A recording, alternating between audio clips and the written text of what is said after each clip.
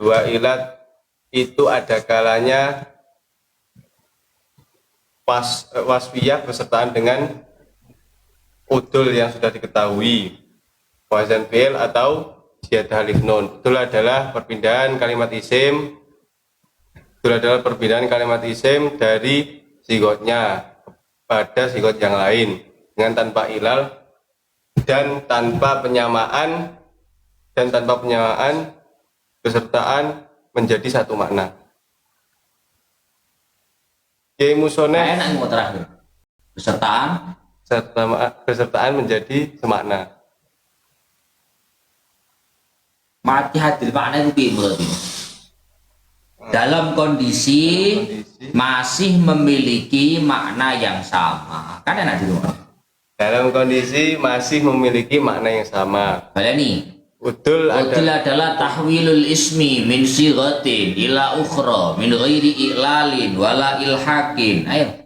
Udul adalah perpindahan kalimat isim dari sigotnya kepada sigot yang lain dengan tanpa ilal dan tanpa penyamaan dalam kondisi masih memiliki makna yang lain. Loh, kok mana yang lain? Dalam kondisi masih memiliki makna yang sama. Lain atau? Dalam kondisi masih memiliki makna yang sama. Terus Kiai Musonef memberikan isyarat dengan daunnya, yakni udul yang sudah diketahui. Karena udul yang sudah diketahui itu ditujukan pada dalil yang selain tercegah dari tanwin. Udul yang seperti ini, udul tahqiqi, seperti contoh masna wa ruba. tempat disyaratkannya hal yang tadi itu udul yang bersamaan dengan wasfiyah. Bedanya dengan udul yang bersamaan dengan alamiah, maka tidak disyaratkan dalam udul yang bersamaan dengan alamiah. Dan ulama menganggap cukup dalam udul yang bersamaan dengan alamiah dan ulama menganggap cukup bersamaan dengan alamiah dengan udul yang bersifat diri. Udul takdiri adalah udul yang tidak memiliki dalil apapun kecuali tercegah dari tanwin. Seperti lafaz Umar. Lafaz Umar. Ulama ketika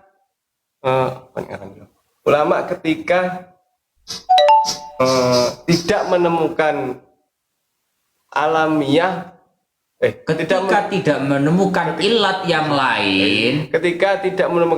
yang lain bersamaan dengan alamiah, maka ulama mengira-ngirakan pada lafaz Umar, yaitu lafaz Umar dipindah dari lafaz Amir. Terus agar tidak merusak dalil agar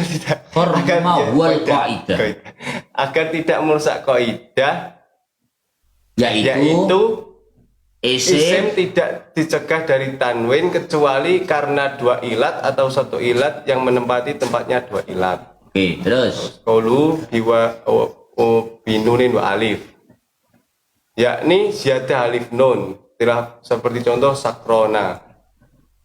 Ulama khilaf atau berbeda pendapat. Menurut kebanyakan ulama, disyaratkan ziyadah alif nun itu tidak mu'annas, mengikuti wazan fa'lana. Dan menurut Qil, disyaratkan ziyadah alif nun itu mu'annas, mengikuti wazan fa'la. Mu'annasnya wazan fa'la. Mu'annasnya mengikuti. Mu'annasnya mengikuti wazan fa'la. Perbedaan pendapat ini tampak pada lafat Rahman yang tidak ada muannasnya sama sekali. Menurut pendapat pertama, lafat Rahman itu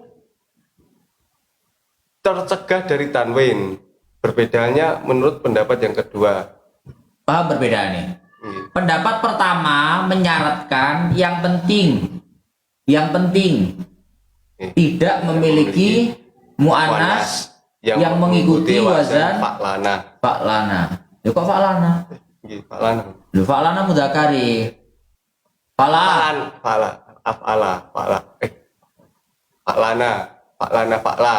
Berarti kalau mengikuti pendapat yang ini, entah dia itu punya mu'annas atau nggak punya mu'annas, yang penting nggak punya mu'annas yang mengikuti wazan yang disebutkan, dianggap ghairu munsharif. Maka lafaz Rahman yang tidak punya mu'annas memenuhi syarat sehingga ghairu munsharif.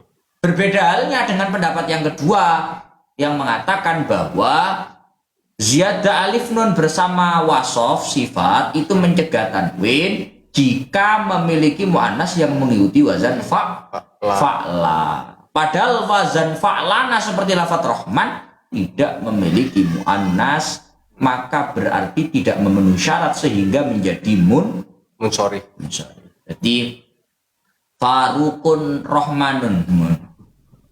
Iya Rahmanun. Lah mana pendapat itu Rahmanun. Terus ampun.